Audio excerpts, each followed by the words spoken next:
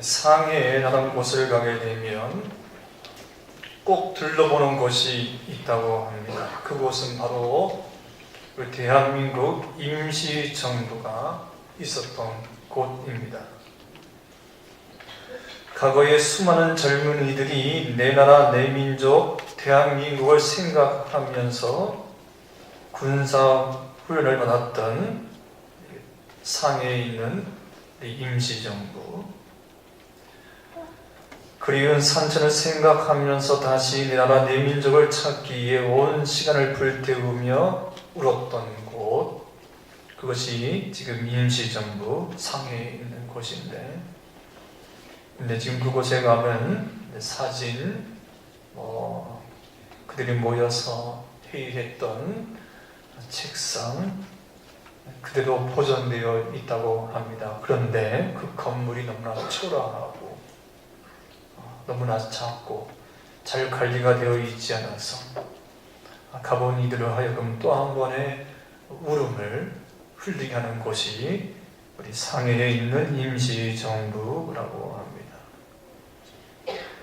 근데 여러분, 지금 저 중국 상해 땅에서 흘렸던 그들의 땀방울과 그들의 핏방울이 지금 이 역사 현장에 채 마르기도 전에 지금 우리 대한민국은 너나 할 거 없이 이 나라 이 백성임을 부끄러워하기만 합니다.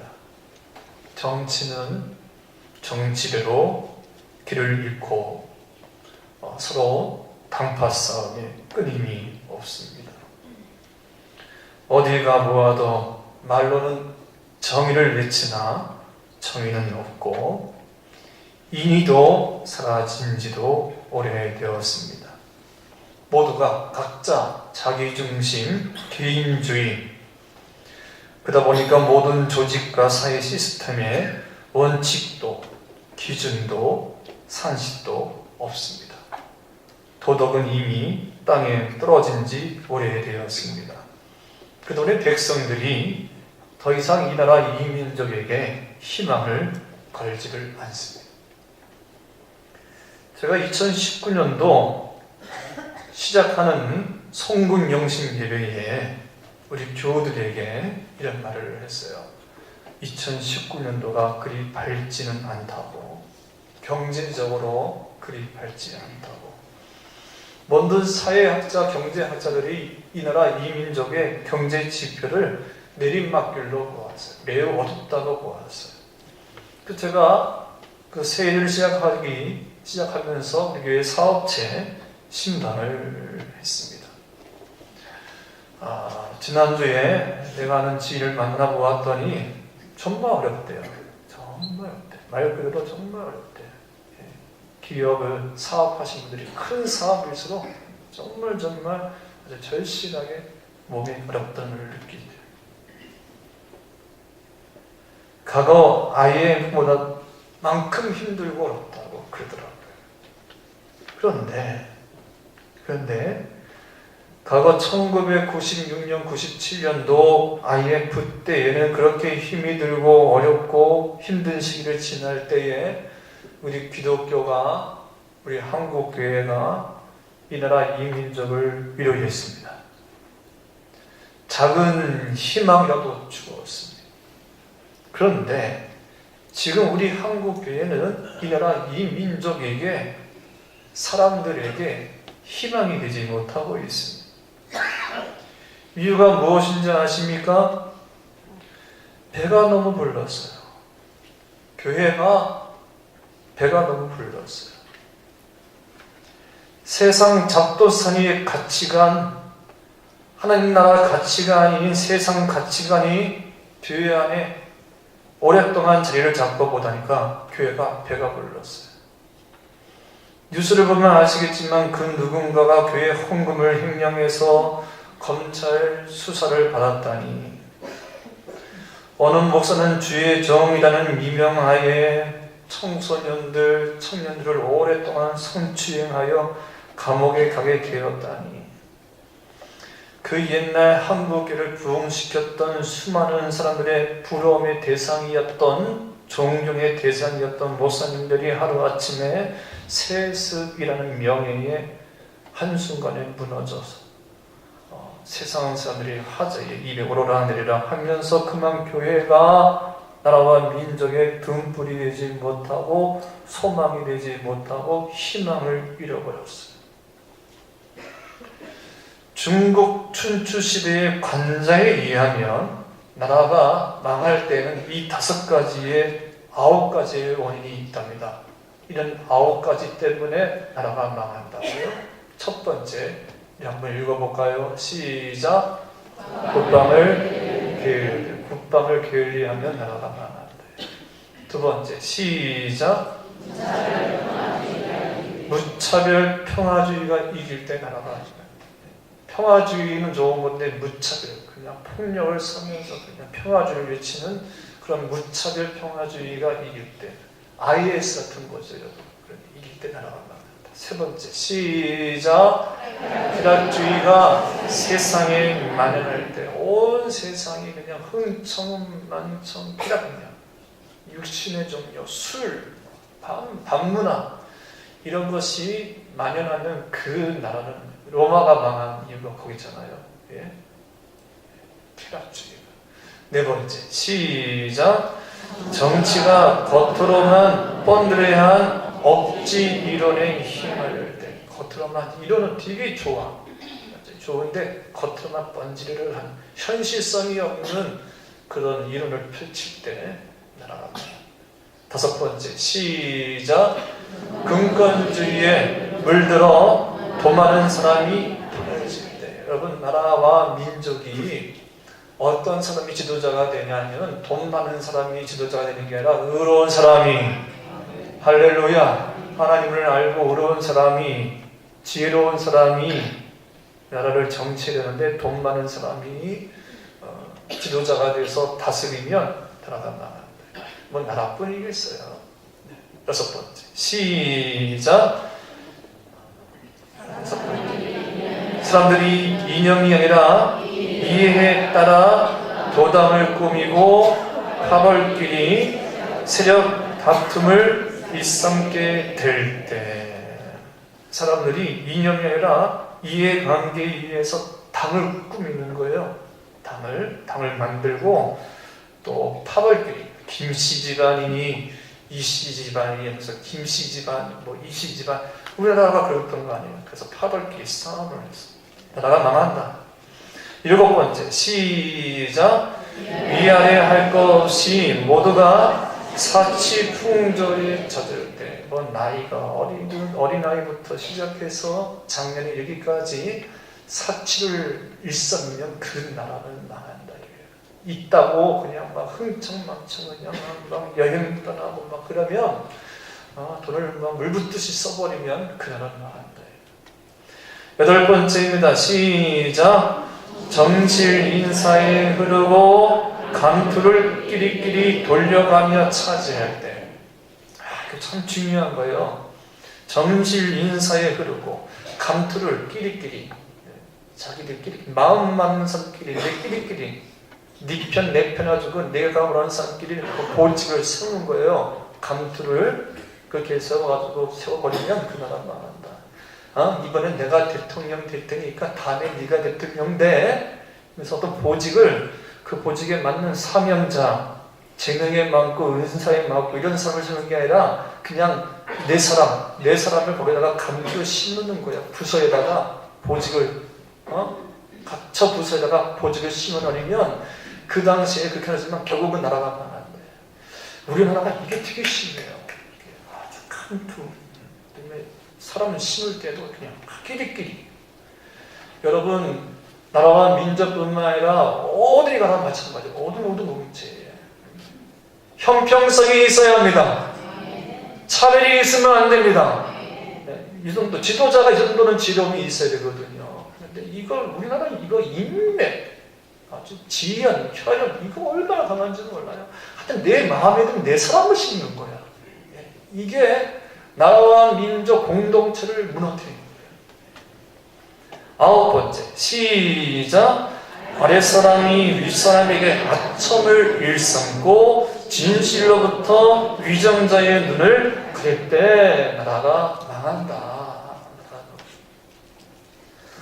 오늘 본문의 말씀은 이사야 선지자가 활동했던 이스라엘 시대적 상황, 사회적 상황, 정치적 상황에 대해서 말씀을 해주고 있는데, 먼저 우리 이사야 3장 4절 5절 말씀을 다 함께 읽겠습니다. 시작. 그가 또 소년들을 그들의 고관으로 삼으시며 아이들이 그들을 다스리게 하시리니 백성이 서로 학대하며 각기 이웃을 잔해하며 아이가 노인에게 비천한 자가 존귀한 자에게 교만할 것이니라. 고관을 세웠어요. 나라를 다스리는 어떤 부서의 부서장을, 총무를, 우리나라 말하면 총무, 부서장, 관료를 이렇게 세우는데, 고관을 세우는데 어떻게 세우냐 하면 아까 말대로 파당을 세운 거야. 네 사람을 세운 거예요. 세우니까 어떻게? 윗사람이니까 자기가 부려먹기 쉬운 어린아이들을, 많이 배우지도 못하고 경험도 없고 경륜도 없는 그냥 내가 부려먹기 쉬운 사람을 선택해서 고관으로, 소년들을 고관으로 삼았다는 거예요. 원래는 고관은 좀 나이가 지긋해서 경험도 있고 경륜도 있고, 그래서 세상의 분별도 할 줄 아는, 삶의 분별도 할 줄 아는 그런 사람을 고관으로 세워야 돼요. 할렐루야. 아멘입니까? 근데 그런 사람을 세우지 않고 그냥 내 사람을, 내가 부려먹기, 야 누구야? 하면 이렇게 따라올 수 있는 그런 사람을 심은 거예요. 고관을. 나이 어린 소년을 심은 거예요. 그러니까 그렇게 세웠더니 어떻게? 백성들이 야 이거 뭐 불공평하네? 형평성이 없네? 이건 뭐야? 우리는 뭐야? 그러면서 어떻게? 백성끼리 서로 학대하며 이것을 잔해하며 아이가 노인에게 비천한 자가 존귀한 자에게 교만을 걸려진 거예요. 질서 있게 고관을 나이 지극히 지혜로운 사람, 경험 있는 사람을 세워야 되는데 아이들을 세웠더니 어떻게? 아이들을, 노인을 존경하는 것이 아니라 무시하는 거예요. 비천한 사람을, 존귀한 사람을 귀하게 여기는 것이 아니라 무시하는 거예요. 그러니까 어떻게? 사회가 혼란스러워진 거예요. 이게 당시 이스라엘의 풍토입니다. 어떻게 하십니까? 맞죠? 예. 그게 사회적 현실이었어요. 이러면 나라가 망하는 5절 말씀이 바로 그런 말씀이고, 이사야 24장 3절 4절 말씀인데 경제적인 얘기를 해줍니다. 경제. 시작. 땅이 온전히 공허하게 되고 온전히 황량하게 되리라. 여호와께서 이 말씀을 하셨느니라. 땅이 슬퍼하고 쇠잔하며 세계가 쇠약하고 쇠잔하며 세상 백성 중에 높은 자가 쇠약하며. 잘 되는 사람, 땅이 형통해야 되는데 이다 보니까 땅이 무너졌어요. 뭘 줘도 농사가 안 되는 거예요. 땅이 슬퍼하면서 세자가 망하게 돼요. 경제가 망하게 돼요. 그뿐만 아닙니다. 종교적 상황에 대해서는 말씀이 더 심각합니다. 이사야 1장 2절 말씀 시작. 하늘이여 들어가, 땅이여 귀를 기울이라. 여호와께서 말씀하시기를 내가 자식을 양육하였거늘 그들이 나를 거역하는도다. 소는 그 임자를 알고 나귀는 그 주인의 구유를 알건만은 이스라엘은 알지 못하고 나의 백성은 깨닫지 못하는도다. 종교 지도자들이, 종교 어른들이, 선지자들이, 성전이, 교회가, 우리 찬양대가 교회가 교회되게 예배가 예배되게 했잖아요.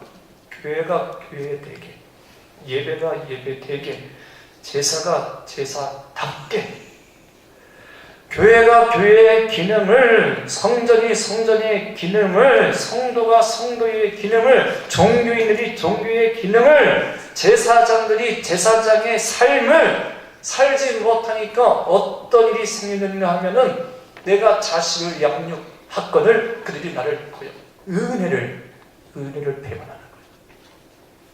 하나님으로부터 받은 은혜를 저버려요.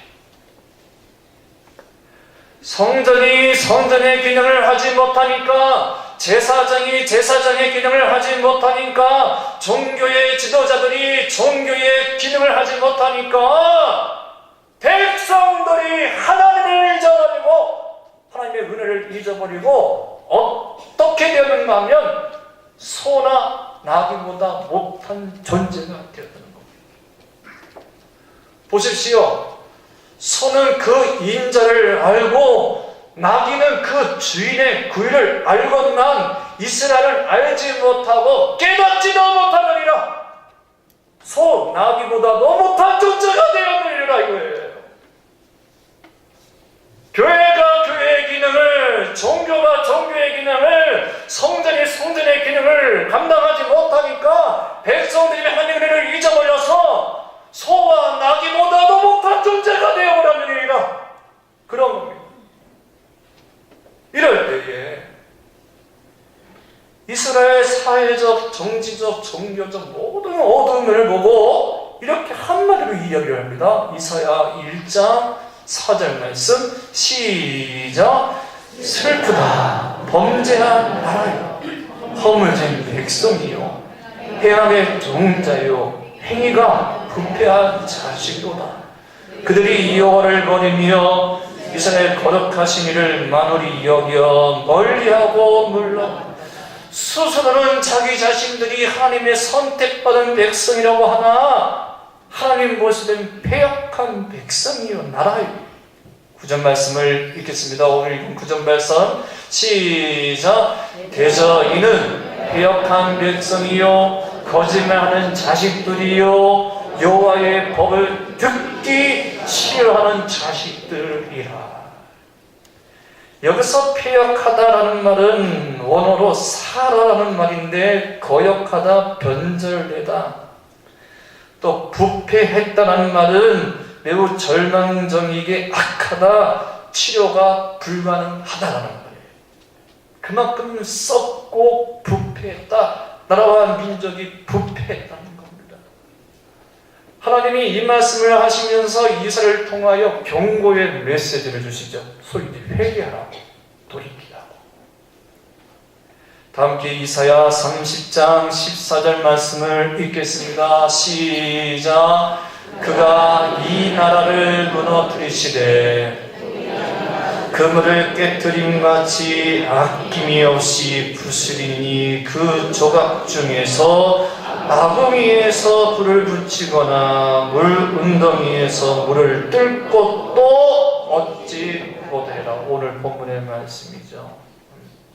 계속해서 너희가 타락하고 부패하고 패역하면 내가 토기장이가 그것을 깨트림같이 이 나라 이 민족을 부수겠다 이거예요. 하나님이. 저는 신학교나 성경학교에서 성경만을 연구하는 성경학자는 아니지만 성경을 읽다 보면, 이스라엘 역사를 공부하다 보면 참 이스라엘 역사가 우리나라 역사와 참 많이 닮았다, 비슷하다라는 생각입니다. 보십시오. 지금 이 나라 이민족, 어려운 정치를 하여 나라를 부강하게 만들라고 지도자를 세웠더니, 대표로 뽑아 놓았더니, 죄송합니다, 설교 중에 이런 말을 써서 기껏 모아서 하는 짓거리란 음해요, 싸움질이요, 파당 만들고 거짓말이요, 속임수나 쓰고 있습니다. 내 편, 네 편 하면서, 내 사랑, 네 사랑 하면서 이렇게 파별 싸움이나 하고 있으니, 밥그릇 싸움이나 하고 있으니 이 나라가 되겠어요? 지금 백성들은 가난으로, 굶주림으로, 나라 걱정, 염려로 눈물 흘리며 애타고 있는데, 그런 백성의 아픔과 고난을 생각지 아니하고 패거리 작당들처럼 밥그릇 싸움이나 하고 있고, 싸움박질이나 하고 있고, 자신들 유리한 쪽으로 국민들을 이용하고 언론 플레이하고 있으니 여러분, 나라가 편안하겠습니까? 부강하겠습니까? 툭 하면 거짓말은 기본이고, 군대 안 가는 것은 선택이고, 세금 떼먹는 것은 필수 코스고. 이제 우리가 종교인 세법 해가지고 우리 이제 목사님도 세금을 내거든요. 그래서 지금 이제 3월 11일까지 지급 명세서 내고 우리 5월달에 종합 신고해야 되는데, 이것 때문에 막 시끌시끌 하는 거예요. 그냥 거기서 시킨 대로 하면 되지 뭘 그래. 자기들만 나라를, 민족을 가장 많이 걱정하고 염려한다고 하면서 백성들 앞에서는 가식적인 눈물을 흘리면서 이 거짓말은 기본이고, 그냥 밖으로 싸움하고 같은 형제끼리 싸우고 네 것 내 거 하면서, 내가 보면 네 것 내 것도 아니고 다 똑같은 건데 그게 그건데 그냥 그거 가지고 막 기득권 싸움하고, 너무너무 부끄러운 거예요. 너무너무 슬픈 거예요. 가슴이 슬픈 거.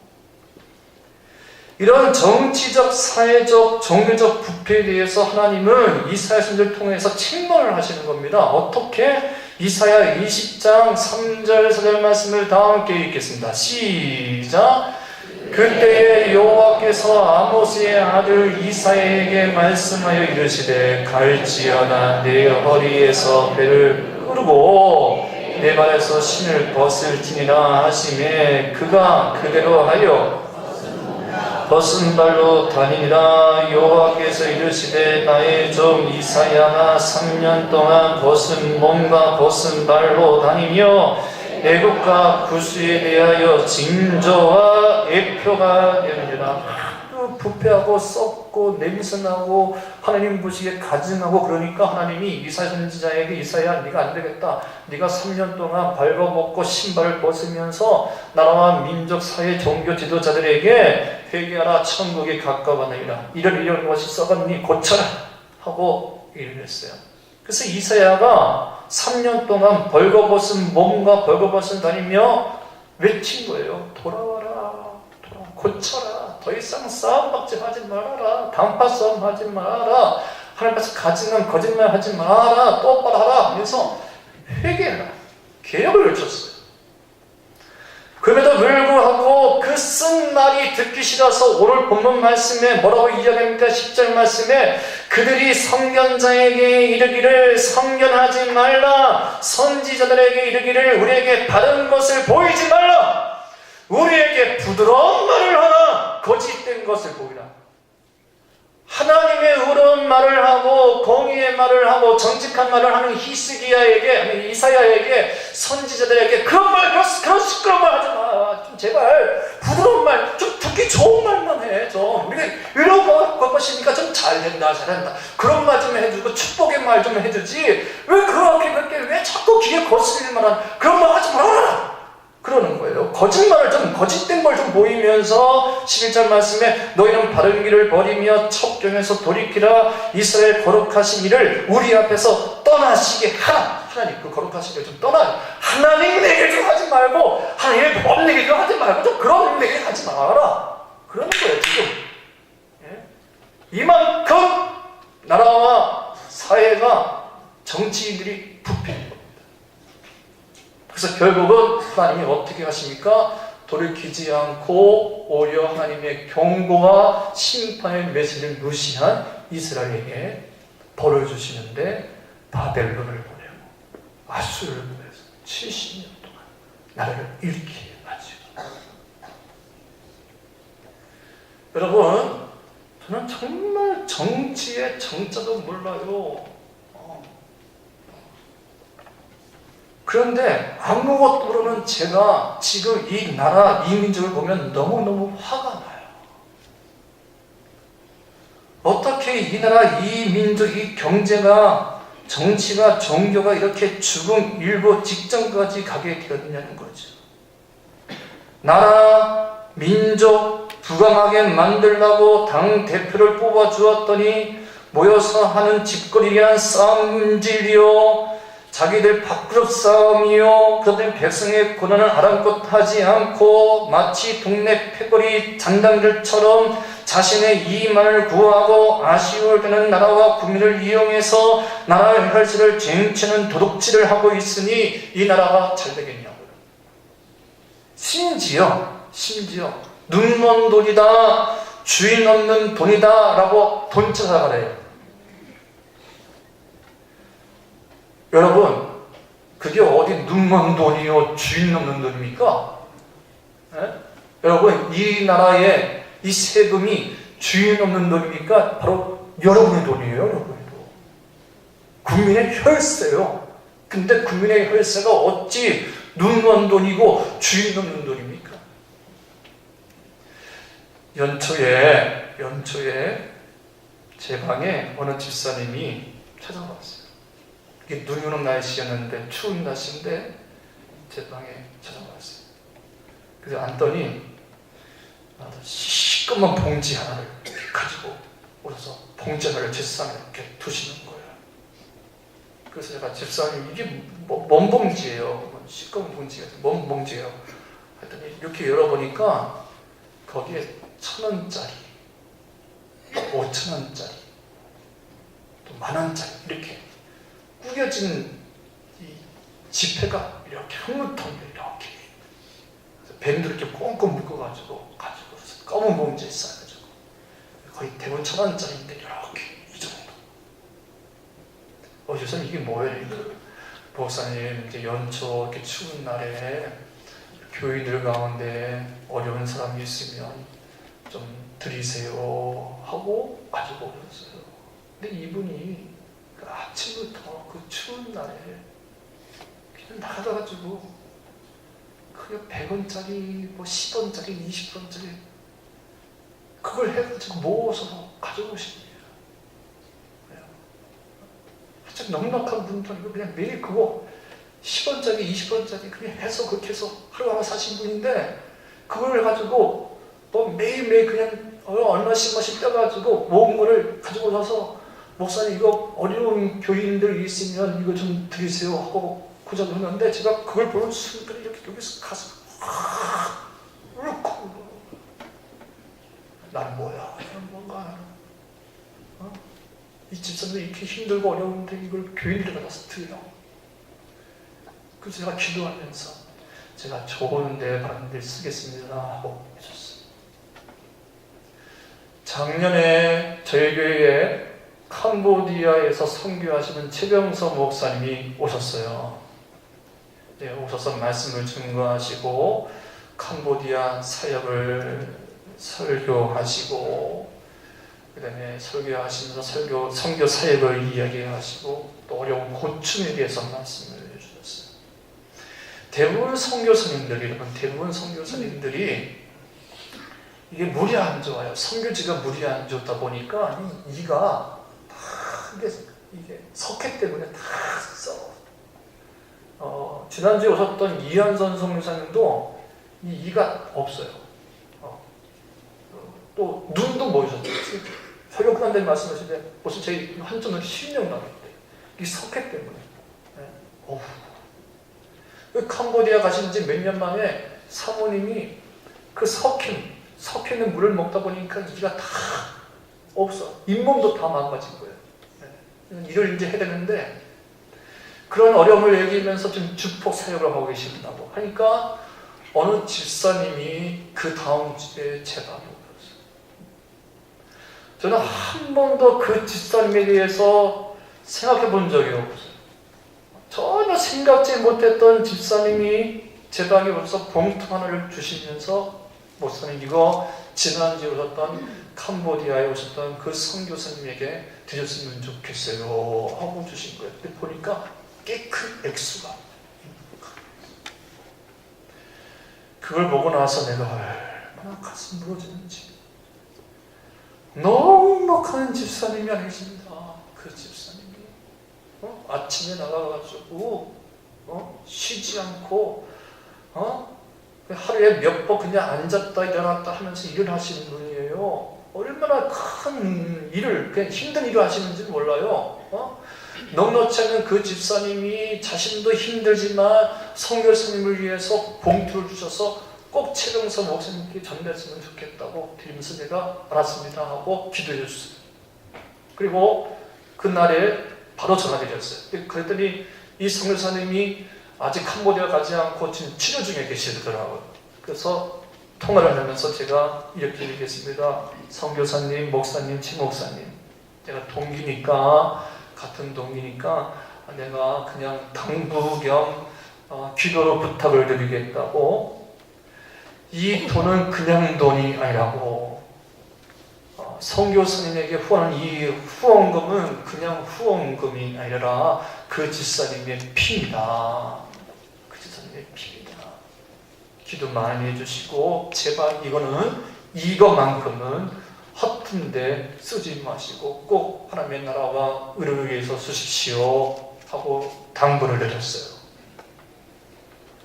어떻게 그게 1,000원짜리든 2,000원짜리든 그걸 어떻게 그냥 막 쓸 수 있겠어요, 여러분? 그거를 그런데 여러분, 그게 어디 눈 먼 돈이고 주인 없는 돈입니까?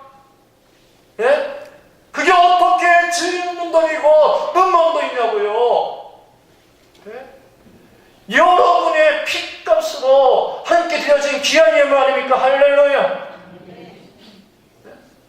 국민의 혈세로 되어진 건데 어때 그게 눈 먼 돈이고 주인 없는 돈이냐고요? 그럴 때 이걸 보면서 내가 가슴이 너무 아픈 거예요. 그러면서 이 나라 지금 이 경제가 이렇게 어둡게 된 것은 전적으로 우리 정치인의 탓이요, 지도자의 탓이다. 저로 비롯해서 우리 국민들은 아무 잘못 없다. 저는 그렇게 생각합니다. 국민들 아무 잘못 없습니다. 백성들 아무런 잘못 없습니다.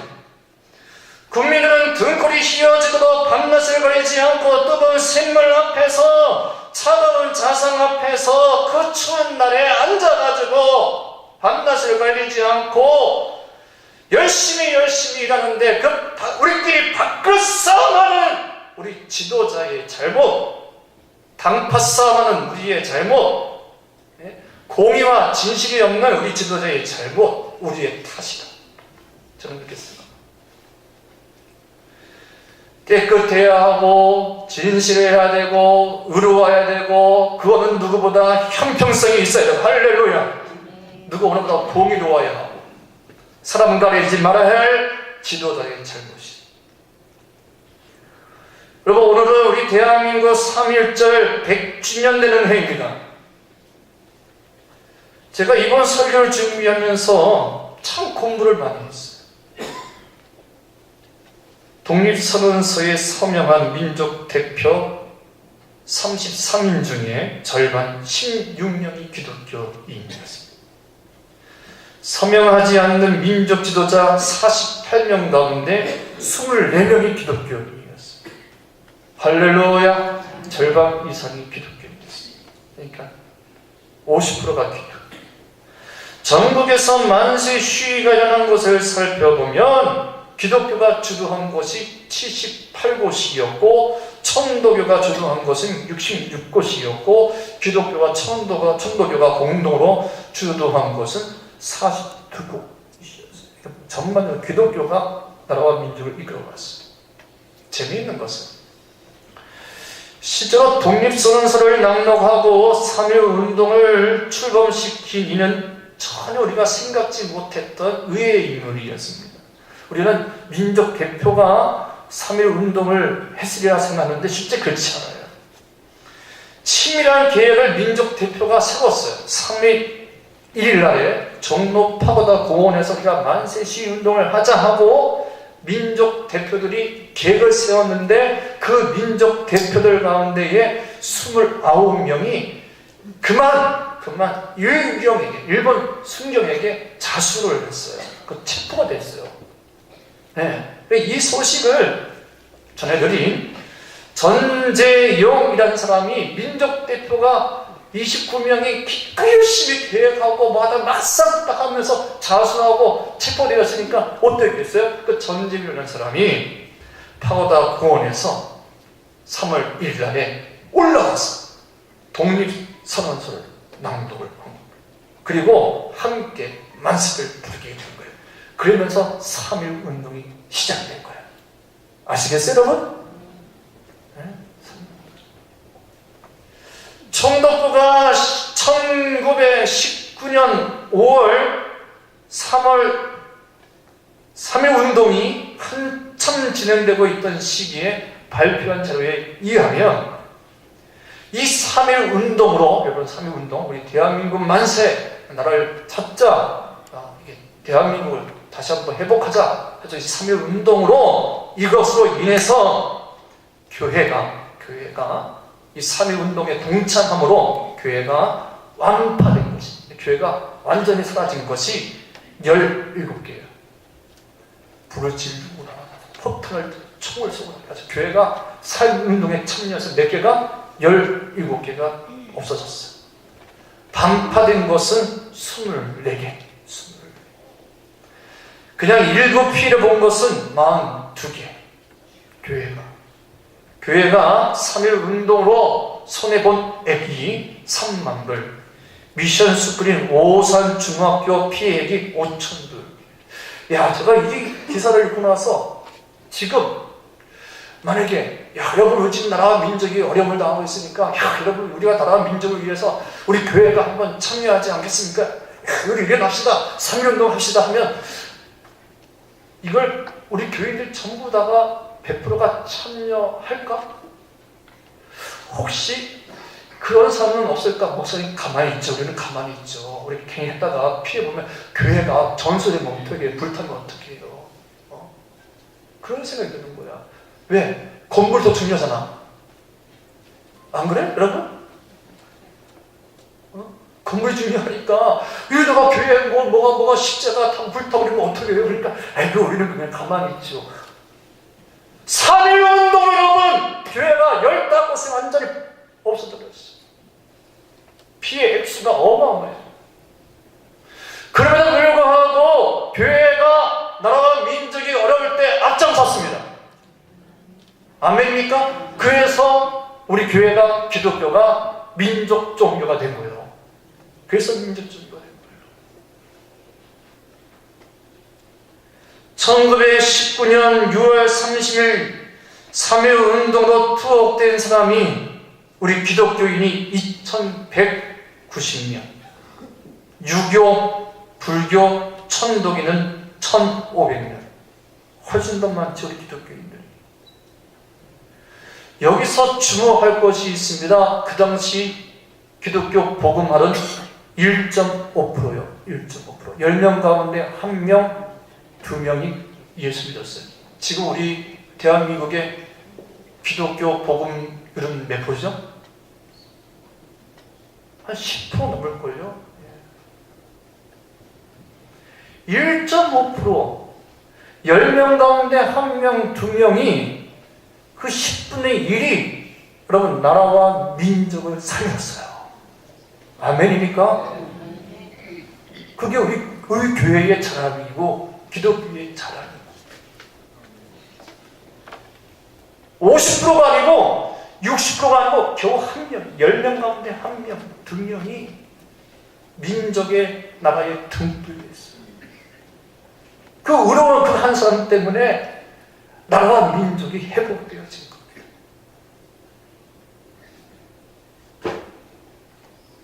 그런데 오늘날 우리 한국교회는 왜 이렇게 비약해지고 나약해졌나?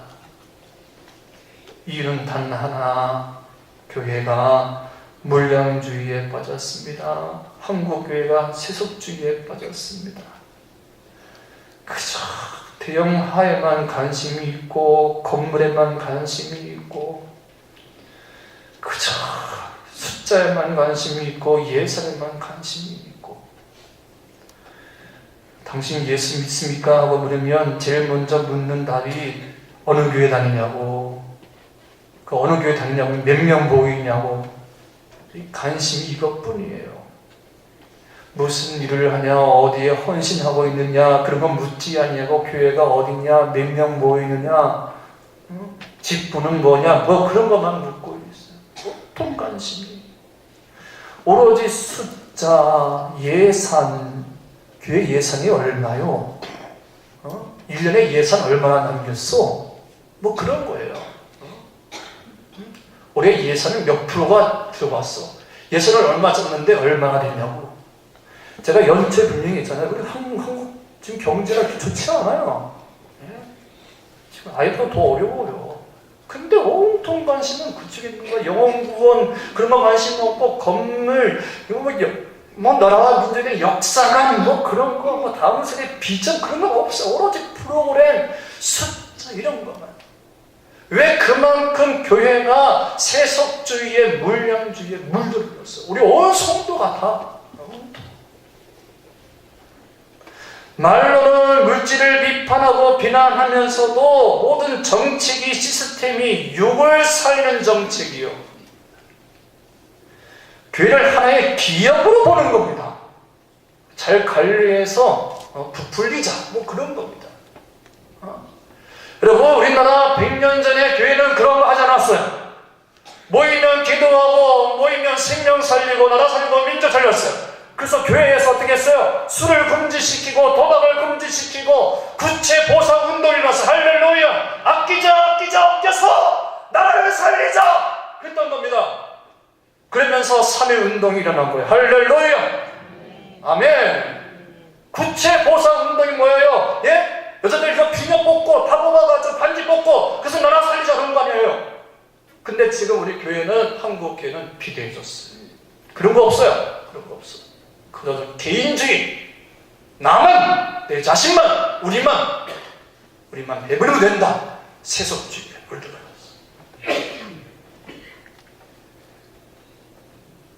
여러분 우리 교회가 기독교가 우리나라의 민족 종교가 된 것은 3.1 운동입니다. 교회가 민족의 자유와 자존감을 세우기 위해서 희생을 했습니다. 교회가 전소되든 또 주의 종들이 감옥에 가든 그런 거 생각지 아니하고 나라와 민족을 위하여 복음을 전파했습니다. 그래서 모여서 기도하고 모여서 힘을 모으고 그랬더니 1907년 2002년에 하나님께서 오순절 성령의 역사로 부흥시켜 주신 거예요. 아멘. 여러분 저는 올 한 해 우리 신동교회가 좀 달라졌으면 좋겠어요. 영적 부흥으로 우리 교회가 부흥했으면 좋겠어요. 열심히 삽시다. 말씀대로 올바르게 삽시다. 정직하게 삽시다. 진실되게 이 땅에 빛이 되고 소금이 됩시다. 어떻게 우리나라가 전 세계 자살 1위 또 뭐가 1위인지 아십니까? 사기 1위. 전 세계에서 사기 1위. 기가 막히지 않습니까? 여러분 우리 한국교회가 더 나아가서 우리 신동교회 우리 교회 안에서는 차별이 없기를 바랍니다. 단파 싸움이 없기를 바랍니다. 밥그릇 싸움이 없기를 바랍니다. 네 것 내 것 하지 않기를 바랍니다. 모여서 나라 생각하고 민족 의식하죠. 이 세상의 빛이 되고 소금이 돼서 영적 부흥으로 이 민족의 동반자가 되기를 바랍니다. 기도하겠습니다. 하나님 아버지 우리 교회가 한국교회가 다시 한번 영적